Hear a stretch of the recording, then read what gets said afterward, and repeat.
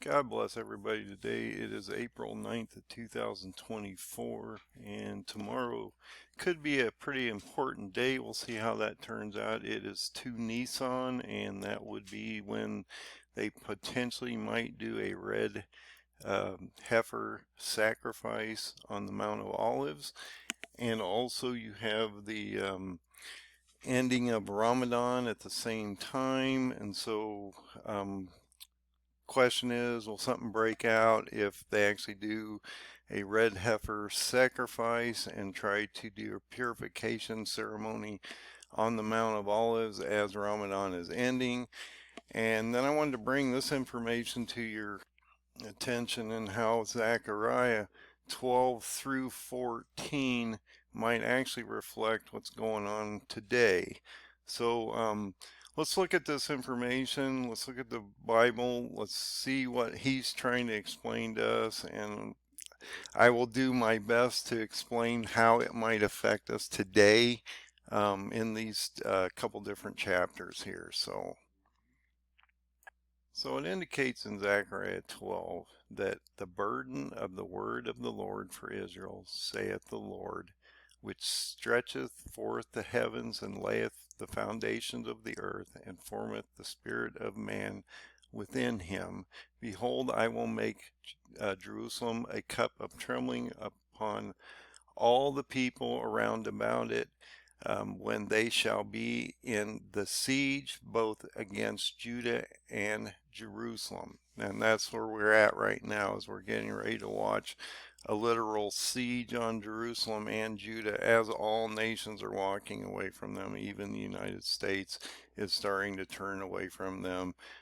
Joe Biden, Chuck Schumer, Nancy Pelosi, all these different groups are talking about how this outcry of the Palestinians is so great, and we're in an election cycle, and you have to take all this into consideration because Joe's trying to win states like Michigan, which have high Palestinian populations and things in there. But I'm not going to try to get political, but this is what's happening out here. Now, when you look at this, it's extremely important that when you look at Zechariah 12 through 14, there's a number of things here that seem to reflect what we're going through at this very moment in time. All nations are now becoming, um, you know, a rift is forming between all nations and Israel. We're saying that we still back them, but we're not sending them weapons. We're not really supporting them in any way, and we're pushing back against Gaza and a number of these things, indicating that if they go into Rafah, that's a red line for Joe Biden and some things. As we're getting ready to watch a front in the northern portion of Hezbollah in Lebanon, Golan Heights, and actually they're talking about even Jordan is possibly going to start, into this confrontation. This could really start to get extreme as we move forward. So God is going to make Jerusalem a burdensome stone on all the people. Okay, and that means everybody on the world. Okay, not just over there. It's affecting everybody. And it's going to affect us greatly as we watch these fuel prices and things start to move up. Massive amount of refugees are going to come out of both the south, out of the north of Hezbollah. You've got other groups coming in. Yemen just talked about 400,000 armed groups of people getting ready to enter this confrontation. There's so many things going on out here, guys. So we need to really understand that this is getting ready to light up. And Iran has given the green light to basically do a retaliatory strike for that general in Damascus in Syria that was killed a few days ago. And so that is getting ready to be green lighted. And so all these factions are getting ready to come together against Israel as we get ready to walk away from them and distance ourselves because we don't want to place ourselves into another war. Okay, especially during an election cycle. Now you can relate some of this stuff with Isaiah, okay? Because as you get into here, you're going to realize that there's going to be a plague that's put on these nations that are attacking Israel, and they literally smite and kill each other and things like that. And so when he's talking about this, you need to realize that there's a layering effect going on against the 10 nations that are literally attacking his nation at the same time.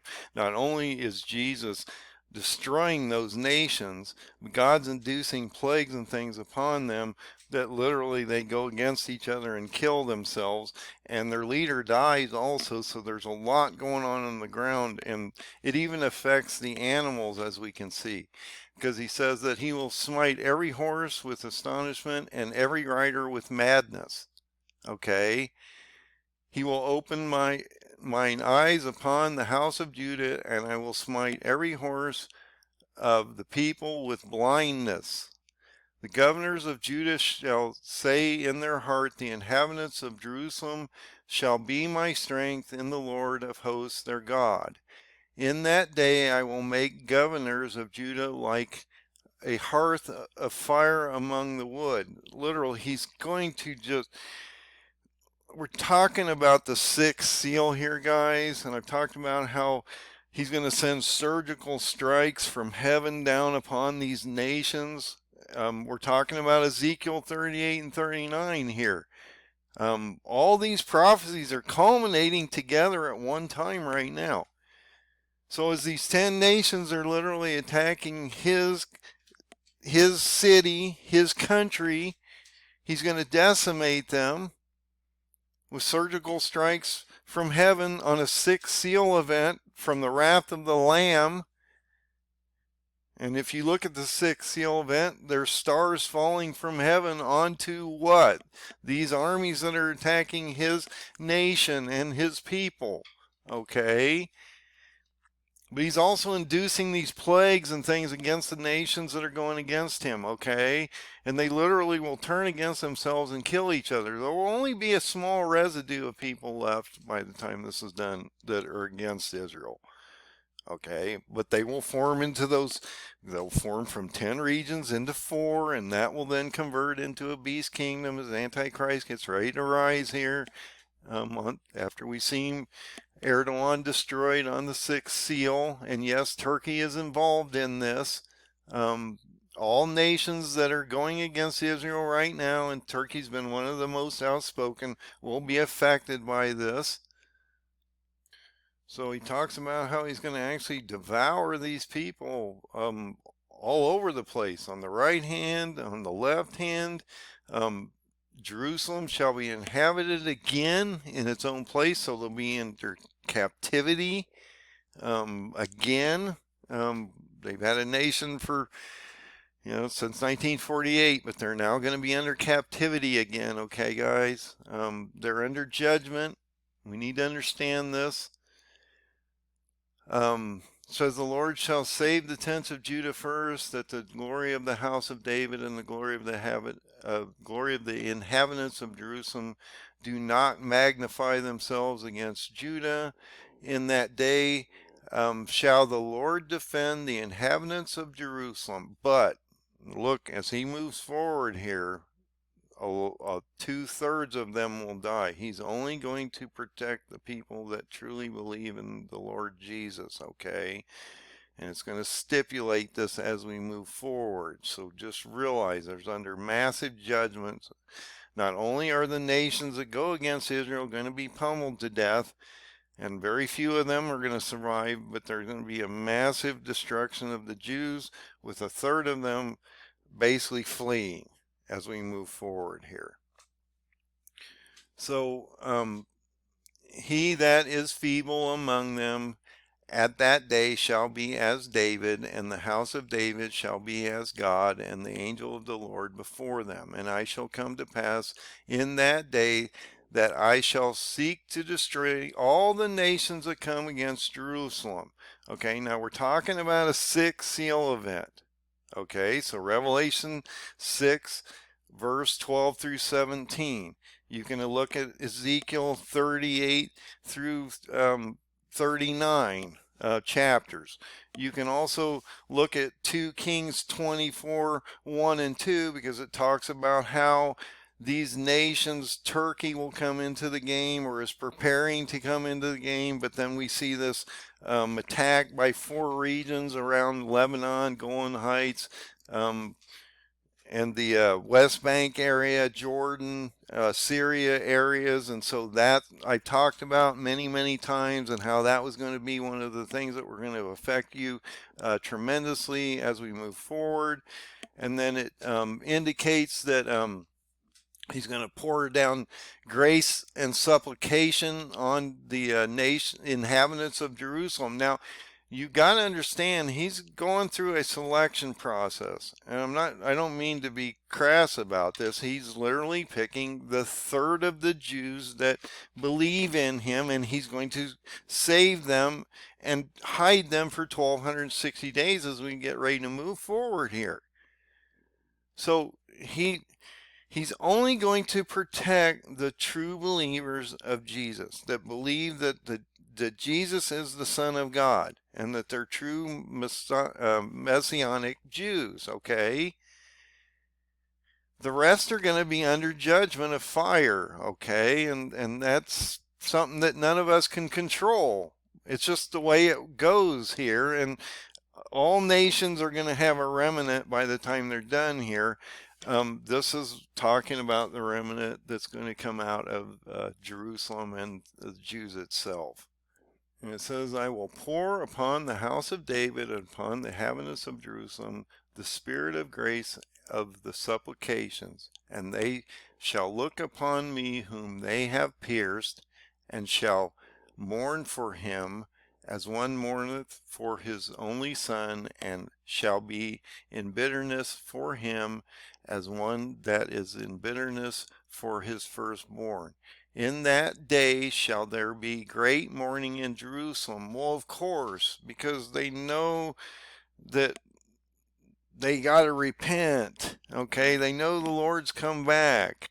And it talks about, now a lot of people will take this out of context and talking about this place in Megiddo, or Megiddon, okay? Which is the same place as Armageddon, but this was back in the past that he's talking about here, guys. And so he's talking about, how there was this mourning and things going on in the past during this time in the valley of Megiddo, during this time of Joshua, the king of Judah, that was fatally wounded and things like that. So you need to take this into context. You need to go look up what he's talking about here. And it's not about Armageddon. Okay, Armageddon is a ways down the road still, guys. So there will be great mourning in Jerusalem, because 2/3 of them will perish and 1/3 of them will be ready to depart. Okay, and so he's going to do a separation here, as you can see. And we're not really going to get into the separation, but just realize that he is in the process of determining, well, he already knows which are the true believers in Jesus, and so they're doing the separation process. Now, there's something when you get into chapter 13 that I think sort of interesting in how he states this here, and maybe it has something to do with the red heifer, and it may not, okay? I'm not trying to say it does. It's just the way he states it here that maybe it leads me to believe that we're going to have that sacrifice possibly tomorrow, because I don't know how they can't have the sacrifice. I don't know exactly what time they're going to have it. It's about 8:30 in the morning over there right now, because they're 8 hours ahead of us, and it's 10:33 p.m. here Central Time, and so it'd be 8:33 a.m. their time. But look at how this is stated in Zechariah 13. In that day, okay, we're talking about a 6 seal event going off in Zechariah 12. In that day there shall be a fountain opened to the house of David and to the inhabitants of Jerusalem for sin and for uncleanliness.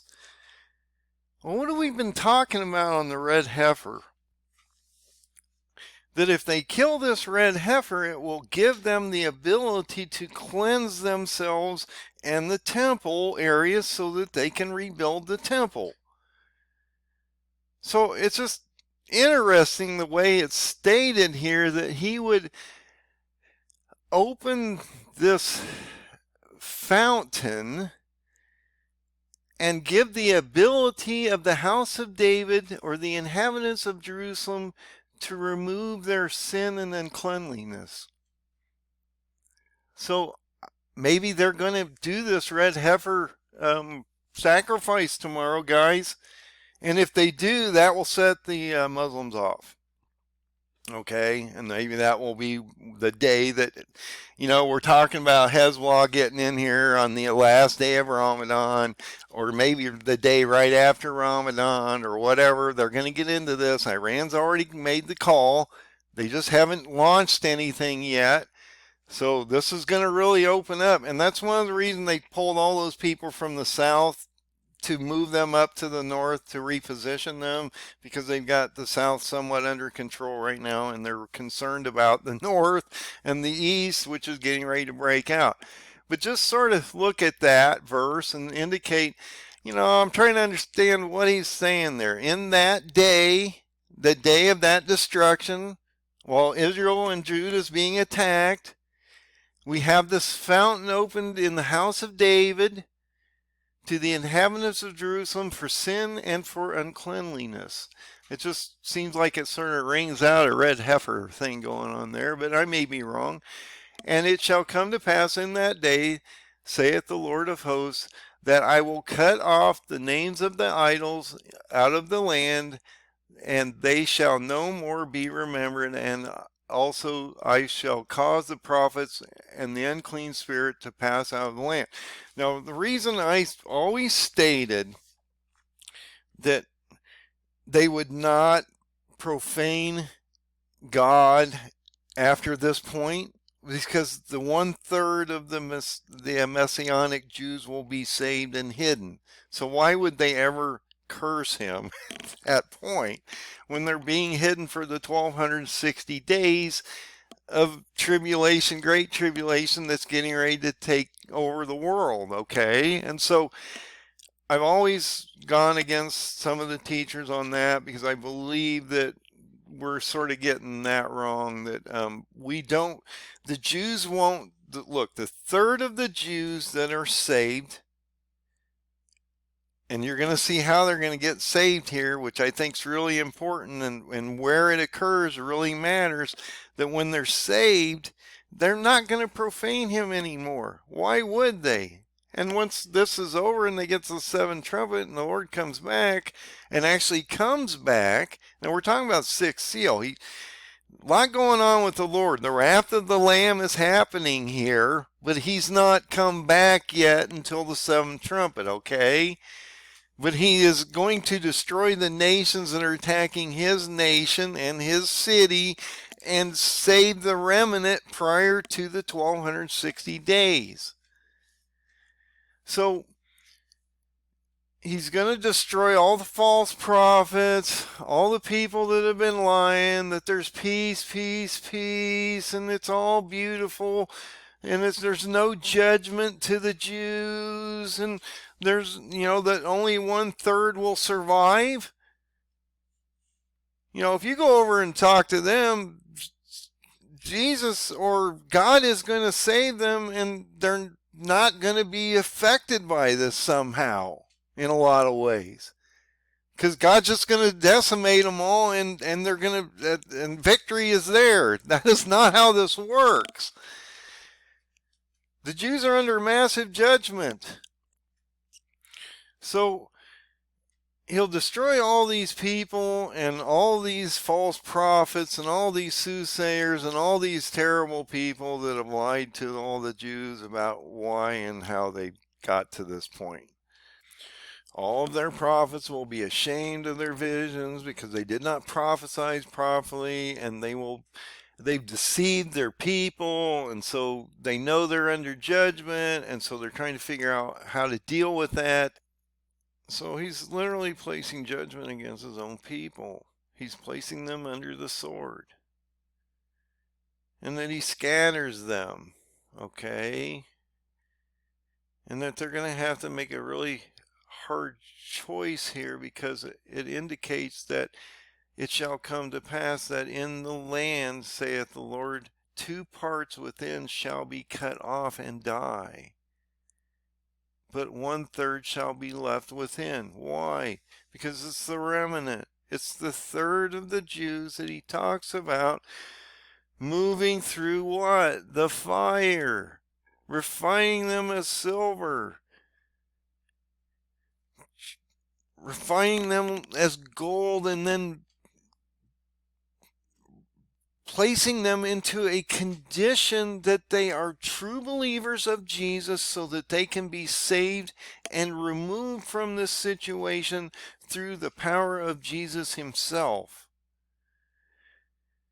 They shall carry on my name, and I will hear them, and I will say, it is my people, and they shall say, the Lord is my God. And that's what I mean. They won't profane him after that point. Why would they? And it's going to tell you what's going to happen here in just a second in 14, that should give you chills under your spine, because when you read this, you should put this all together and you should say, wow, this is really interesting. It's extremely prophetic, and it's affecting us as we speak. We're getting ready to potentially watch this occur. So in Zechariah 14, he talks about, behold, the day of the Lord is cometh. Now, this is the wrath of the Lamb, okay? The 6th seal is happening here. And he's going to decimate those 10 nations. He's going to destroy the Jews that are bad through the sword. Look, all these judgments are dealt with God. God is placing judgment down on all these people. He's forcing all these things to happen to all these groups. Okay? He controls this. We have no ability to control anything. He's controlling everything here. He's going to allow 1/3 of the Jews to get away here. And he's going to cut off the rest of them and place them into captivity, or he's going to kill them, okay, as it indicates here. He's going to divide their spoils up. He's going to gather all nations against Jerusalem to battle, and the city shall be taken. I've talked about how it's going to be, look, even Isaac Herzog will be captured. People don't get this one. Talked about this for a while. First day of the siege probably is when Isaac Herzog's going to get captured. That might be tomorrow. I don't know exactly what day that is, but I'm guessing when they do the Red Heifer thing, if that actually does go off, considering all the time and effort that they put into it, that probably will happen. You're going to see something happen on the 10th. Now, I can't guarantee any of this stuff, but man, it sure seems like something's getting ready to happen here, guys. So, look, he's going to go against Jerusalem. He's going to take the city. He's going to rifle through all the houses. The women are going to be ravaged. Half the city is going to be taken over into captivity. Oh, half the city goes forward into captivity. Not all of it. Remember, there's a second siege that comes up about 18 months later. It happens in like August of 25, based on my paradigm and my parable of the fig tree. And then a residue of the people are cut off from the city because they go forward to the hidden area for the 1260 days. Okay? But look at this. This is so, I don't know how you can't connect some of this together and what's going on today. Okay, so in the last verse, he was talking about putting these fountains of water, or cleansing them somehow. And now look at this. This is so cool. We're talking about the Mount of Olives here again. And then the Lord goes forth to fight against those nations. Look, everybody thinks the Lord comes back only on the 7th trumpet and does something. I have never thought that. I've always said that he takes out these 10 nations originally on the 6th seal. He's breaking the seals right now. He has the scroll in his hand. He's breaking the seals right now. Now, he won't come back and actually be on this planet literally within, on the seventh trumpet is when he comes back. But on this event, he's going to decimate the armies that are attacking his nations, okay? And look at this. So he goes forth to fight against the nations that are battling against Judah and Jerusalem. And then look at this. I think this is so cool.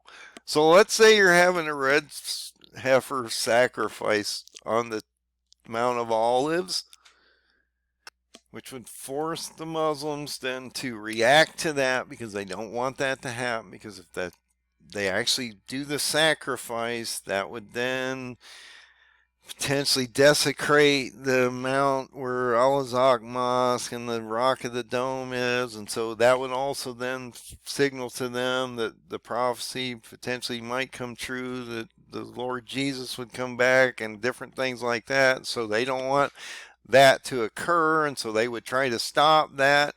And then what happens? His feet shall stand in that day upon the Mount of Olives, which is before Jerusalem on the east, and the Mount of Olives shall cleave in the midst thereof towards the east and towards the west. Now, I've talked about this in a number of my videos, and I'm not sure people understood exactly where I came up with all this stuff. I've talked about how the Lord will create like an Exodus event, like a Red Sea event for the third of the Jews from Jerusalem or Israel to Jordan to be hidden.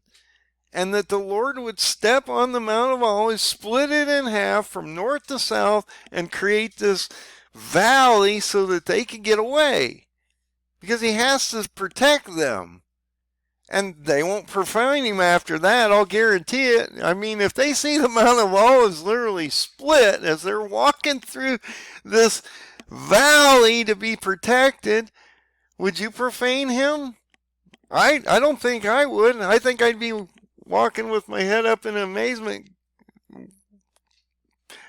thanking him that I'm one of the special people that get to leave that nightmare behind. So he literally splits the Mount of Olives in two, towards the east and towards the west, so that there's a great valley, and half the mountain shall be removed to the north, and half the mountain removed to the south. Look, I haven't been making this stuff up, guys. I've been saying for a while, I think this is the way this occurs. I think it's so cool that he actually lays this out that we can see it. I mean, if you're...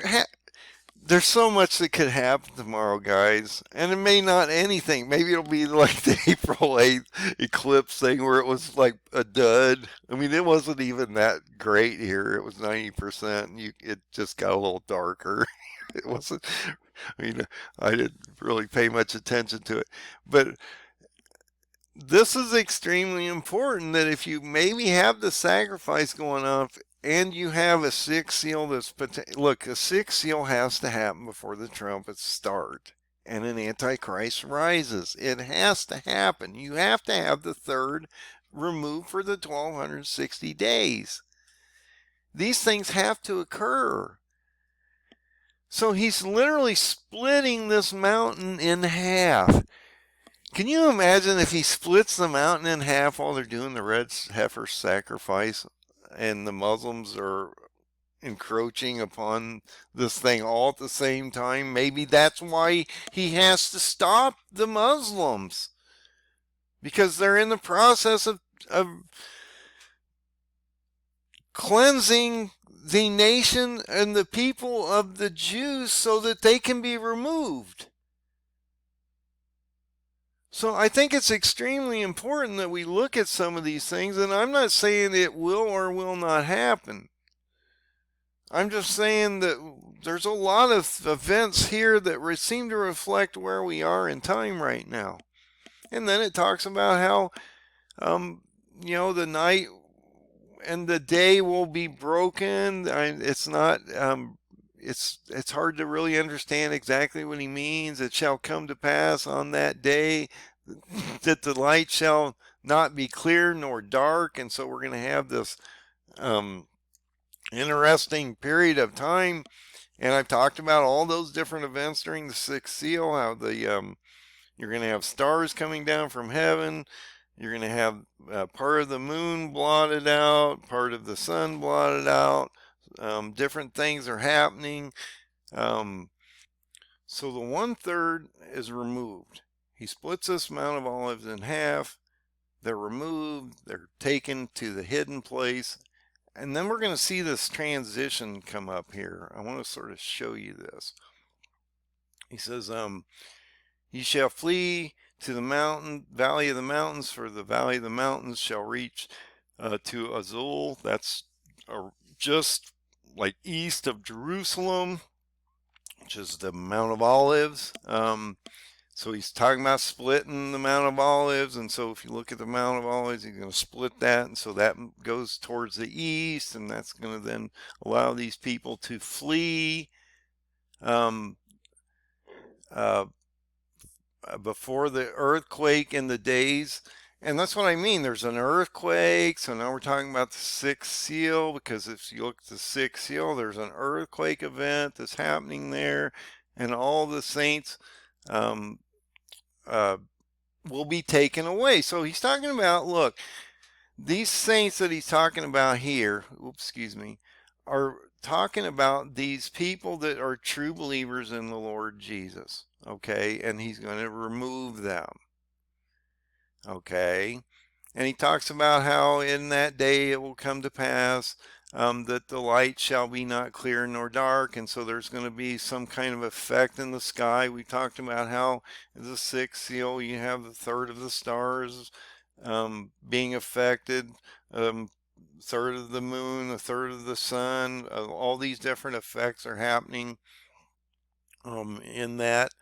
And so but then it says something really interesting here, and I think there's a transition here, and then people get into a position where this is in Revelation like 21 and 22, but it's not yet until this transition here. But it shall be one day which shall be known to the Lord. So there's this transition.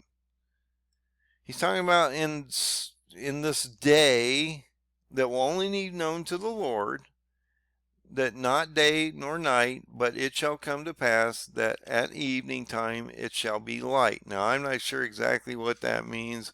We could talk about that for a long, long time.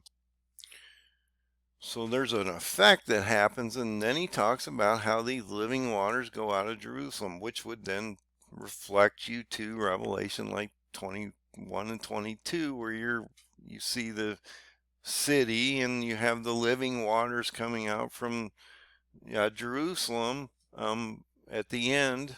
And so I question exactly what's going on here, and I've looked at this a number of times. I just want to bring it to your attention. And I may be wrong on a lot of this stuff, but I do believe that if you look at a number of things here, we seem to have some potential events that seem to reflect what might be happening today. One is the red heifer stuff, where you have the Mount of Olives being affected, where the Lord could potentially step his feet on the ground as the sacrifice is happening, as the Muslims are coming in, and then potentially you would see him split the Mount of Olives in half so he could take the people he selected out and hide them. So I just want to bring these things forward. I think Zechariah 12 through 14, you can actually go back a couple chapters prior. Let's say if you go back to chapter 11, I believe it talks about Lebanon. Okay, so we're talking about the cedars being devoured and them falling and things like that. And so it talks about Lebanon just before this. And so you need to realize that possibly what we're talking about is this attack that's coming up now in the near future against Jerusalem through the Hezbollah groups. and that they're going to see literally a 6-seal event happen. I've been talking about this transitional event for a while now, and how if you go to 2 Kings 24, 1 and 2, it would show you that Hezbollah would be the main factor that drives this next attack. But all 10 nations are basically in conjunction against Israel, and all nations have basically left them. So this is going to end up badly for them. So I just want to bring this to your attention. There's some really cool points here. If you go into Zechariah 11, we talk about Lebanon, and Jordan is also indicated here. When you get into 12, you're talking about Jerusalem being affected by this, by all nations at this moment, that all nations have basically left them behind, and that they're basically going to be under siege, and that at the end he separates the 2/3 from the third that are going to be saved. Then he talks about this potential fountain that's opened up in the house of David to give the potential inhabitants of Jerusalem a potential cleansing effect of something against sin, which to me reminds me of the red heifer. And then if you walk down through chapter 14, it talks about the Mount of Olives and how he's going to split the Mount of Olives in half and give them, the remnant or the third of the Jews, a pathway to the hidden place for the 1260 days, and remove them from this equation, and that they won't profane him anymore. And so I think it's extremely interesting that this sort of could line up with what's happening out here, and I just wanted to bring it to your attention, and hopefully it makes a little bit of sense. And I'm not saying it will happen tomorrow, but there is a high probability with Iran now giving them the green light that something's going to happen, and it might be either on the last day of Ramadan or right after that would be potential. But if they try to do a red heifer sacrifice on the Mount of Olives tomorrow morning, or today, because now it's around 9 o'clock, 9:06 a.m. No, it's 7:06 a.m., excuse me. 7:06 a.m. over there. If they do one in the morning as you walk into the afternoon or something, you could potentially see a lot of things happening in the next 8 to 12 hours, 24 hours. So God bless everybody. Just keep your eye on all this. I'm not saying anything's going to happen, but there is a real high possibility that Iran will strike in the near future, in the next few days, if nothing else. So God bless. Have a great night.